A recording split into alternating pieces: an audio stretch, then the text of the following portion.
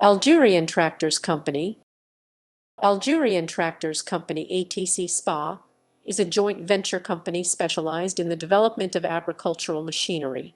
It was created on August 16, 2012 after an agreement between the Algerian company Etrag and the American Group AGCO. The factory produced tractors in Khroub, close to Constantine, Algeria. Partnership.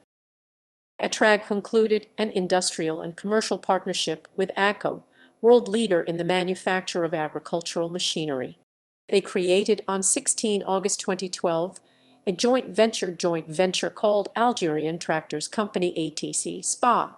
The agreement consisted of two local partners, Etrag with 36%, PMAT with 15%, and AGCO with 41%.